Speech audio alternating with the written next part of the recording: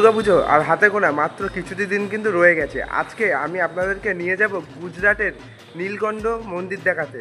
কোথায় হচ্ছে গুজরাটের নীলকণ্ঠ মন্দির, আপনাদের মনে প্রশ্ন আসতেই পারে। নৈহাটি রাজেন্দ্রপুর অঞ্চলের মাছ বাজারে। কীভাবে আপনারা আসবেন, যে কোনো মেন লাইনে ট্রেন ধরে আপনাদেরকে চলে আসতে হবে নৈহাটি স্টেশনে। ওখান থেকে নেবে বললেই হবে যে মাছ বাজার যাব, একদম নামিয়ে দেবে রাজেন্দ্রপুর মাছ বাজারের সামনে। একদম সামনেই প্যান্ডেলটি প্রস্তুতি হচ্ছে, বেশ দারুণ লাগছে। বর্তমানে আমি কিন্তু দাঁড়িয়ে আছি প্যান্ডেলের একদমই সামনে। চলুন এবার ভেতরে প্রবেশ করব।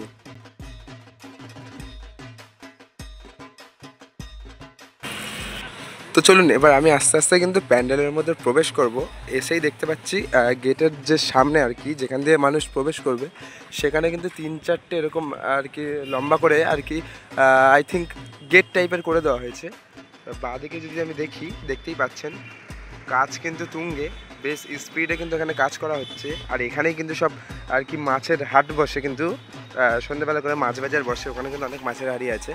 ঠিক আছে, এই মাছ বাজারে এই পুজোটা কিন্তু খুব নাম করা পুজো, বড় বড় সবাই আসে এখানে, বেশ দারুণ লাগে। কিন্তু প্যান্ডেলটি ওপর দিকে কিন্তু কাপড় দিয়ে করা হয়েছে এবং এই মাঝখানে দেখতে পাচ্ছেন পুরো সোলার কাজ করা হয়েছে।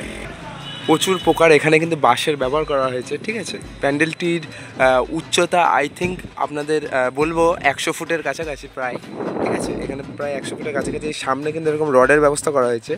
এই রাজেন্দ্রপুরের প্যান্ডেলটি কিন্তু প্রত্যেকবারই কিন্তু বেশ উচ্চতা আর কি উচ্চতায় নির্মাণ করা হয়। এখান থেকে কিন্তু সিঁড়ি থাকে সব সময়, যাতে ওঠা যায়, বেশ উচ্চতা নির্মাণ করা হয়। ভেতরের দিকে আমি প্রবেশ করব।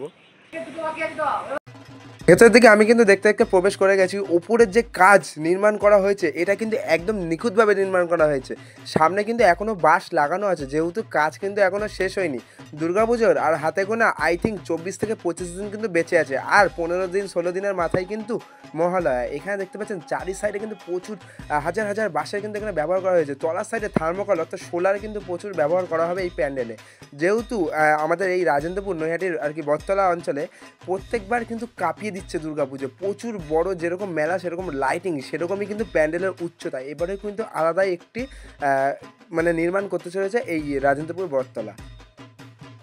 যদি দু সাইডের কথা বলি, দেখতে পাচ্ছেন পুরো আর কি ইস্কন মন্দির টাইপের করা হচ্ছে। দু সাইডে কিন্তু এরকম একটু উঁচু টাইপের আর কি চূড়া করা হচ্ছে। ওপরে দেখতে পাচ্ছেন একটি লম্বাপানা চূড়া দাঁড় করানো হয়েছে। ওর ওপরে কি বসাবে আমি দেখিয়ে দিচ্ছি একটু আপনাদেরকে। 100 ফুট কম বলা হয়ে গেছিলো, প্রায় 120 থেকে 30 ফুট প্যান্ডেলের উচ্চতা হতে চলেছে। দেখতে পাচ্ছেন এই সাইডে কত বড় বড় চূড়া কিন্তু রেডি করে রাখা হয়েছে। এগুলো কিন্তু পুরো চূড়ার কাজ হবে, বেশ বড় বড় চূড়া কিন্তু রেডি করে রাখা হয়েছে এগুলো, দেখছেন। এবারে কিন্তু রাজেন্দ্রপুর মাছ বাজার কিন্তু কাঁপাতে চলেছে।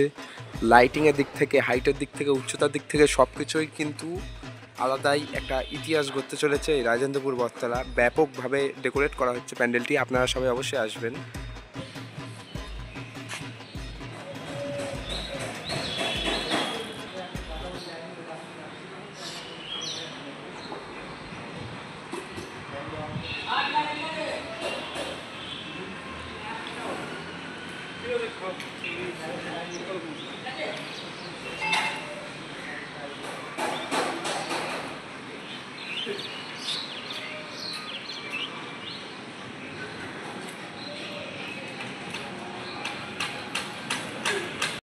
ভিডিওটা বন্ধুরা একদম বেশি বড় করলাম না, এই 4 থেকে 5 মিনিটেরই ভিডিওটা রাখলাম। ভিডিওটা যদি আপনাদের ভালো লেগে থাকে তবে একটা করে সাবস্ক্রাইব আর লাইক করে দেবেন। টাটা।